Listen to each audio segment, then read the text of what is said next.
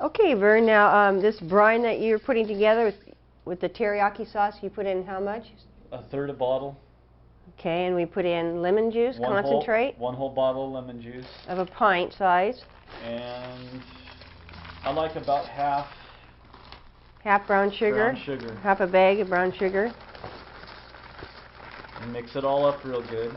Okay, so we're mixing it up good so the brown sugar isn't settled on the bottom. Yeah, and you'll have to come back and keep mixing that as time goes. Sure. And as the fish pieces sit in this in the refrigerator, go back about every so many hours and stir the whole thing. It keeps everything rotating, the pieces rotating. Okay. And it keeps the sugar from settling. Okay, so now I have it. Okay, it's pretty well dissolved part of it, and then. Okay. Now you're gonna. And then to start the fish here, go ahead and get my knife a little bit. So you sharpen it both sides, same amount? Yeah, this is two-sided. It's got a coarse and it's got a fine. Now you're going to the fine. Same strokes on each side. Yeah, same amount of strokes on each side. And you like to do 7 strokes? Yeah, 7, 8, 10, anywhere in there. Just you'll feel it go smooth, and at that point you'll want to stop. All right. Now I like to start up here around the head. You can see the backbone. So I'll draw back. Well, maybe we should turn it this way so we can show everybody the back. Just show them that where the backbone is. Start along the backbone here. Okay, we're going to start right here. Real important. Then come along. Snap those rib bones. 1. And it helps to have a sharp knife to get that clean back cut. Along it. Okay. For 2. So, okay. Do you do anything with that, the meat that's on there? This will save aside. Okay. You got a spoon? A spoon? What kind? Just, no, Take a regular spoon. I like to make salmon burgers. Okay, okay. I'll take a regular spoon. Oh, okay. I'll scrape this out. Okay, save the meat. All right, that's what I was wondering what you do. Come up along this and get this meat out. Flip him over.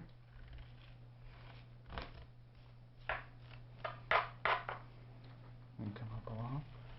See how that meat just peels right out? Yeah. See, look how pink it is too. It's a nice coho. Now, the ideal thing is if you've got a few fish, you can take this meat. Yeah. Make salmon burger patties. You don't add anything to it? You can put it on the pan and put Johnny seasoning on it. That's what I like, just Johnny seasoning. No, but you don't need any kind of binder. No? Oh. No, it's got good continuity, just like it is. Good. It'll stay together. Very nicely. Yeah, it looks like it. Just like you were making hamburger, only it's fish. Looks like it. Okay. And so then take our carcass and throw him away. All right, now here's the part I see everyone struggle with. Yeah. I like to come up along here, take this off,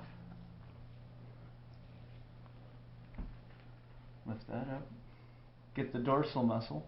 Oh. Do this without cracking the fillets. It's really important. And I'll grab a hold of it, just like that. And come up along here for the rib bones. Start with the tip of the knife here. Come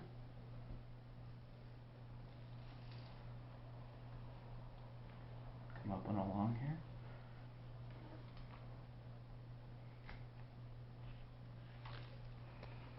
And I like to clean up the belly area too, because that's a lot of good meat there.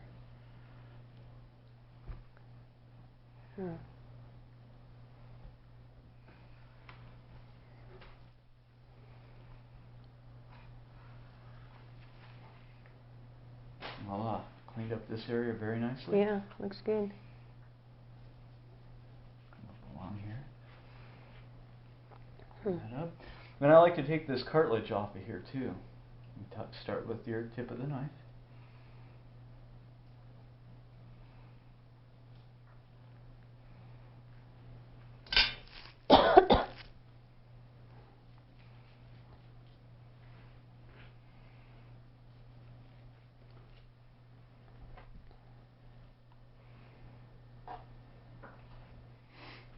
Voila.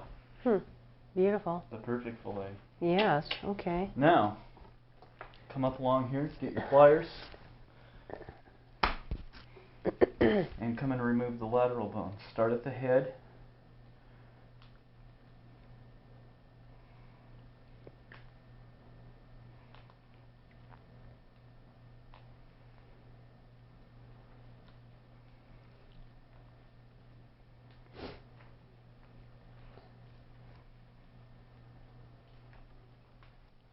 Maybe we should show, can we show a little close-up on how if we go this way,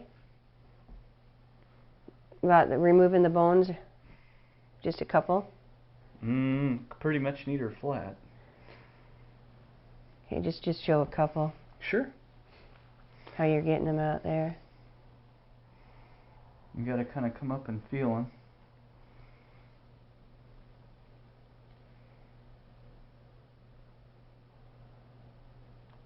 One. Some of those are tough, huh? It's frozen.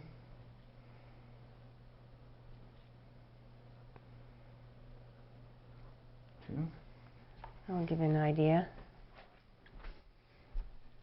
And you kind of go along here with your fingers and you'll feel these bones. They're pretty sharp.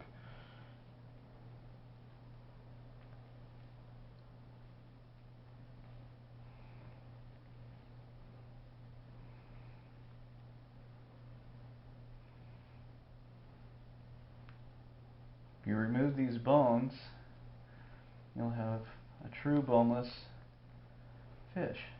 And it will make it easier. It's so easy to eat when you have no bones in the fish. Yeah. Takes a couple extra minutes, but it makes it worth it. It's very worth it. Yeah, it makes it more enjoyable. Not only that, when you brine this, the brine will penetrate down through the holes of where this bone was. Oh, yeah. The brine will penetrate into here and spread out in the meat. Oh, It'll penetrate all the way through. Is where, when they have these bones in them, it's just a surface penetration is all you'll get.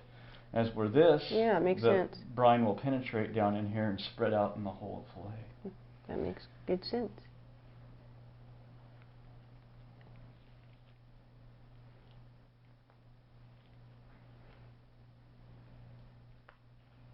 Okay. Now, once you've got it to this point, you've got all the bones out of it. It's looking pretty good. I like to make a belly strip here, cut. And that's my jerky strip. Okay, what if you don't want to make jerky strips, though? Okay. If you don't want to go jerky strips, we can just go pieces. Something like what this piece here is, or this piece here is. Yeah, that bigger piece. This piece right here that's the belly. Is off of the belly. Right, for jerky. So if you prefer pieces like this, only maybe half this size, would that be all right? Okay. And I like to start up around the head. Make this nice even strokes. Come down with the tip. Bury that handle. Back. And then right into the brine. Okay. And I'll stir it to make sure the... And when this is in the brine, try to keep the meat down, skin up. Okay. That way you get the maximum exposure. The meat gets maximum exposure to the brine. If it's sitting meat up, it's obviously not going to be exposed. All right.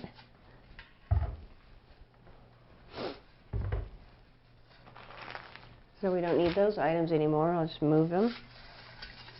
I'm going to stir up the brown sugar because it's settled. And then, as Vern said, the meat is going to go down and just sit there while we add more pieces. And keep adding your pieces as you go. And on this tail, I like to do something a little bit special. Instead of just keep going piece by piece, Oh, go I like to go lengthwise. Okay. down the center, and you've got two real nice pieces instead of these chunky little things. You know, Right. you've got a real nice piece. Yeah, it looks here. good.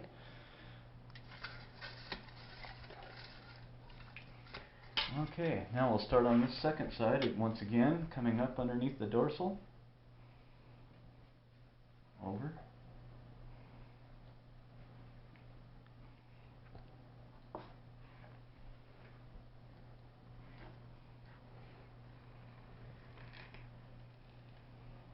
Just like that.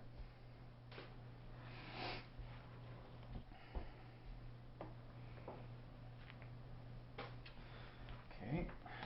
And the second side is a little trickier than the first, obviously. You want to come here, get the handle of the knife close to the rib bone. Come up and under.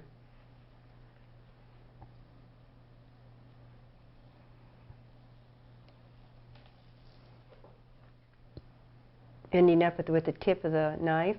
Mm-hmm. Just want to gently stroke these rib bones off. Just like that. Mm-hmm. You don't got really any, there's no meat on there. It's Yeah. just paper thin and it's all bone. Just that. And then come back and fix this little area up.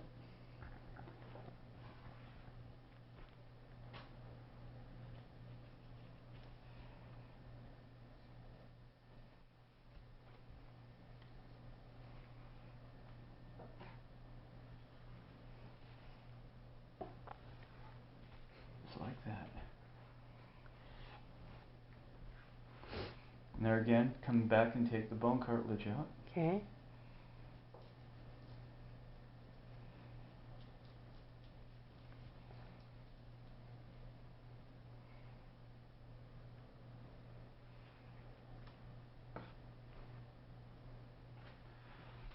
Just like this. Now you've got nothing but. Yeah, beautiful piece of meat. And then come back here with your To remove the bones. boning pliers. And I kind of like to get these riled up a little bit. They grab out of there real easy. Just take your thumb and run it down the bones. You can feel them. You can also hear them. Yep. Voila.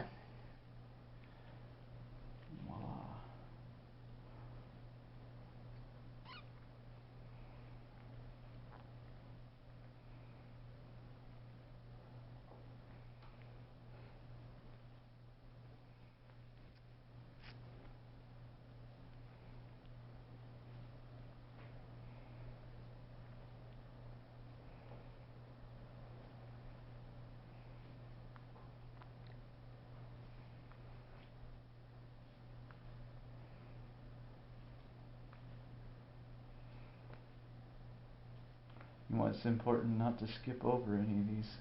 Mm-hmm. Because when you smoke them and it comes back out, you'll see them. So you just double check by running your finger over it. Yeah, keep double checking that and you'll get a few more. And this is about as far as it runs, about Yeah, these are the lateral two-thirds bones. of the fish, probably. Yeah, it runs. 2/3 of the fish are just full of these little lateral bones. Yeah, those are the big.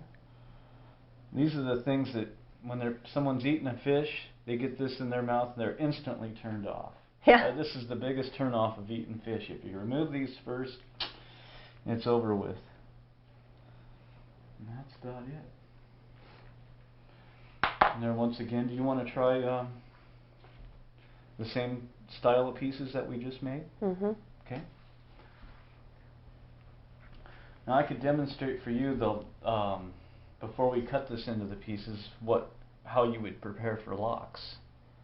Now you would take the knife and you would start here for locks. You would turn it to this angle. Yes. And sweep back. Sweep forward. Oh, that's how you. Then sweep back.